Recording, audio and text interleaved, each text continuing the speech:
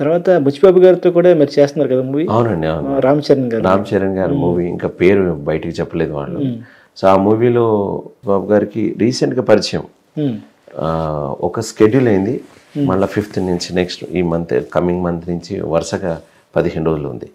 So let's see. Ram Charan గారితో combo ఉందండి. ఒకసారి పరిచయం చేశారు మిత్రుడు సత్య, కమెడియన్ ఉన్నాడు కదా సార్, వీరు మైమ్ గురువు అండి. నేను even I want to say very important thing, Ram Charan గారిని మామూలుగా అన్ని సినిమాలు మగధీర నుంచి మనం చూస్తున్నాం. And is very hard worker అండ్ ప్యాషనేట్గా. రంగస్థలం నాకు ఇష్టమైన సినిమా, చాలా ఇష్టం. రంగస్థలం సినిమా లోపల ఆయన డీటెయిల్గా యాక్ట్ చేసినాడు. అయితే కలుద్దాం అనే ఉద్దేశం మీద నాకుండే. సత్య ఆర్టిస్ట్ ఏ ఉన్నాడంటే, మధుగారు నేను నీకు కల్పిస్తానండి అంటే, ఎప్పుడు కల్పిస్తాం అని ఊరికే గేజ్ చేశాను. ఎందుకు పాపం వాళ్ళు ఏదో బిజీగా ఉంటారు, వాళ్ళ క్యారవాన్లో ఉంటారు, మన పండుగ వచ్చా మనం చేసుకొని వెళ్ళిపోవచ్చు కదా అనేటువంటి ఆలోచన ఉన్నా కానీ సత్య నాకు చాలా దగ్గర. సో నేను అడుగుతుంటే మైసూర్లో జరుగుతుంది. దెన్ చరణ్ బాబు గారు అని పిలిచగానే ఆయన పిల్లవాడు అయిపోయాడండి, రామ్ చరణ్ గారు. ఇలా హంబుల్గా అయిపోయాడు. ఇలా టీవీ ఉన్న వ్యక్తి ఇలా హంబుల్ అయిపోయినాడు. వీరండి మైమ్ గురు, అది is a person, amazing person, చాలా అదండి సాత్వికని అని 2 మాటలు చెప్పినాడు. ఆయనే అవునా అండి, చాలా ఊందాగా విన్నాడు. తర్వాత మనం హైదరాబాద్లో కలుద్దామండి తప్పకుండా, సత్య ప్లీజ్. ఆ మాట ఎంత హంబుల్గా అన్నాడండి, భలే అనిపించింది. So is the gesture very nice and okay మీరా చేస్తారా, అసలు అలా మాట్లాడలే, చాలా డౌన్ టు ఎర్త్గా మాట్లాడిన ఉంటే అలాంటి సాంగత్యం ఉండాలండి. I enjoy. సో అంత పెద్ద స్టార్ అయి ఉండి మీరు మీ గురించి తెలియగానే రియాక్ట్ అవ్వడం, అంటే విద్య గురించి తెలిసిన వాడు మాత్రమే అలా బిహేవ్ చేస్తారు. అందరు ఎవరు పడితే వాళ్ళు కాదు. సో ఈజ్ మంచి అనిపించింది. ఓకే. సో అట్లాగే రామ్ చరణ్ గారు చెప్పారు కాబట్టి చిరంజీవి గారి గురించి కూడా మీరు అన్నారు ఒక ఇంటర్వ్యూలో. వరల్డ్ రికార్డు, సో ఆయనకు అవసరం లేదు, చాలా ఎన్నో వరల్డ్ రికార్డ్స్లో అలా కామెంట్స్ చేశారు దాని గురించి. అంటే Guinness book of world record Chiranjeevi గారికి వచ్చింది కదా, మీ అభిప్రాయం అన్నారు. చిరంజీవి గారు ఈజ్ మనకి తెలుగు వాళ్ళ హృదయం లోపల ఎక్కడో ఉన్నారు. గిన్నీస్ బుక్ వరల్డ్ రికార్డ్ అనేది వచ్చింది అనుకోండి, సంతోషమే, రాకున్నా సంతోషమే. వస్తే వచ్చిందని ఒక బయోడేట్లో యాడ్ అవుతుంది, రాలేదనుకోండి ఏం కాదు, దాని పెద్ద విషయం కాదు. అంటే అతన్ని టచ్ చేసేది అవార్డ్స్ గవర్నమెంట్ ఏదో కాదండి, పబ్లిక్ ఇచ్చేసే ఆల్రెడీ, ఎప్పుడో ఇచ్చినాయి. ఆ హృదయాలను గెలుచుకునే స్థాయిలో ఉన్నారు. ఇంకా ఆ స్థాయి మించిన తర్వాత ఏమొచ్చినా కానీ వచ్చిందా అని నవ్వుతాం, ఆనందపడతాం అంతే. పెద్ద ఎక్సైట్మెంట్ ఫీల్ అయ్యేంత కాదు, ఎందుకంటే చిరంజీవి గారిని చూస్తేనే ఎక్సైట్మెంట్ అవుతారు, చూడడమే ఎక్సైట్మెంట్గా ఫీల్ అవుతారు.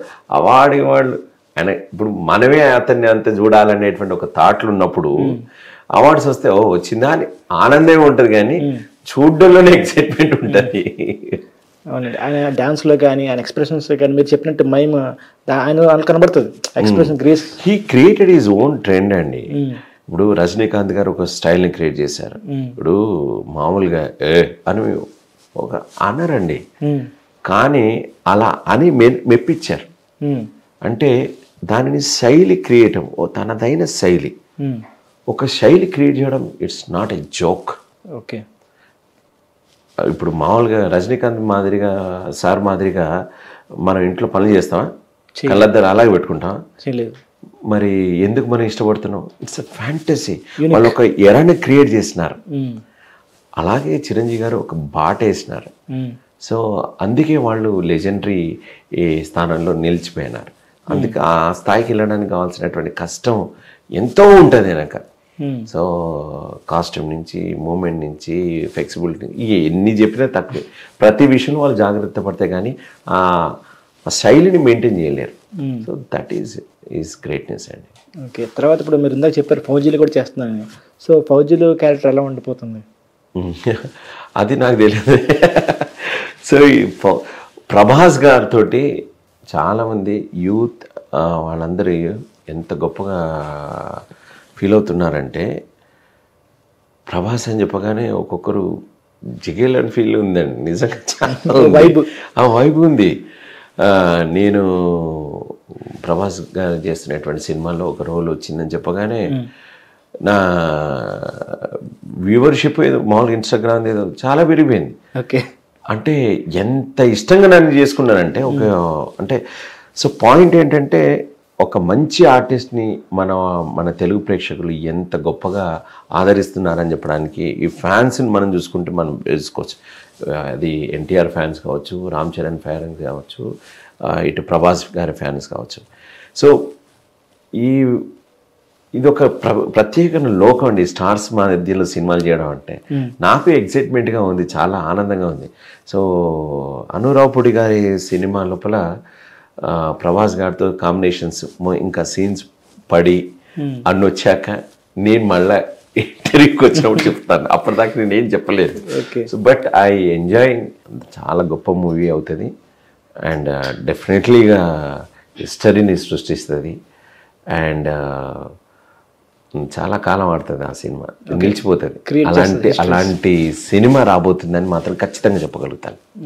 ప్రభాస్ గారు నటించబోయేటువంటి దిస్ అప్కమింగ్ హిస్ ప్రాజెక్ట్ అనురావుపూడి దర్శకత్వం లోపల తెలుగు ప్రేక్షకులకే కాదు, భారతదేశ ప్రేక్షకులందరికీ మంచి కిక్కినిచ్చేటువంటి, మంచి అనుభూతినిచ్చేటువంటి, నిలిచిపోయేటువంటి సినిమా మాత్రం అవుతుందని ఖచ్చితంగా చెప్పగలుగుతాను. ఓకే, ఇప్పుడు ఈ లుక్ ఏంటి సార్? ఇప్పుడు బీఎడ్ పెంచారు, మన ప్రభాస్ గారి మూవీ. ఓకే సార్, ఇప్పుడు మూవీస్ చూశారు, మీరు సిరీస్ చేశారు, అన్నీ చేశారు కదా, వెబ్ సిరీస్ కూడా ట్రై చేస్తున్నారా? నేను ఏది నాకు వస్తూనే చేసుకుంటూ పోతున్నాను, అది ఏదైనా పర్వాలేదని. బట్ నాకు వచ్చిన అవకాశాలు ఇంతవరకు డేట్స్ క్లాష్ వల్ల మిస్ అవుతున్నాయి తప్పించేసేసి ఇది చేయాలి ఇది చేయకూడదని నేను ఎప్పుడు నిర్ణయించుకోలేదు. Whatever it's a good art form, I'm going for that. So ఆర్టిస్ట్గా మీరు ఒక లెంతీ రోల్ తీసుకుంటారా లేదా క్యారెక్టర్ ఇంపార్టెన్స్ బట్టి సెలెక్ట్ చేసుకుంటారా? ఇవాళ రేపులు అంతా దర్శకులు ఆల్రెడీ చాలా అభిప్రాయంతో వచ్చేస్తున్నారు మన దగ్గరికి. సో ఇతను ఇంతకుముందు ఒకడు జడ్జి చేస్తే వాడు జీవితాంతం జడ్జి, ఒక లాయర్ చేస్తే జీవితాంతం లాయరే, ఒకడు జూనియర్ అసిస్టెంట్ ఏదో ఉంటే ఇంకా వాడు అంతే. ఇంకా బాబు గారు అని ఒక డైలాగ్ ఉంటుంది, వాడు జీవితాంతం బాబు గారు. సో అట్లాంటి మూస పద్ధతులకి ఆర్టిస్టుల డైరెక్టర్లు వచ్చేటువంటి నవతరం ఉండేటువంటి వాళ్ళందరూ తీసేశారండి. సో వాళ్ళు వస్తున్నప్పుడు ఇతని లోపల ఇక్కడ ఉంది, పలానా డైరెక్టర్ అతన్ని ఉపయోగించుకోలే, నేను ఉపయోగించుకుంటాను అనేటువంటి కోణంలో వస్తున్నటువంటి దర్శకులు సంఖ్య పెరిగింది. సో దాదాపు ఒక ఆర్టిస్ట్ ఆలోచించుకోవాల్సిన అవసరం లేకుండా ఆర్టిస్ట్కే ఛాలెంజింగ్ అయ్యేటువంటి రోల్స్ తోటి వాళ్ళే వస్తున్నారు. సో అలాంటి ఆలోచనలు ఇంతకుముందు ఉండేవి కానీ ఇప్పుడు చాలా తక్కువ ఉందండి.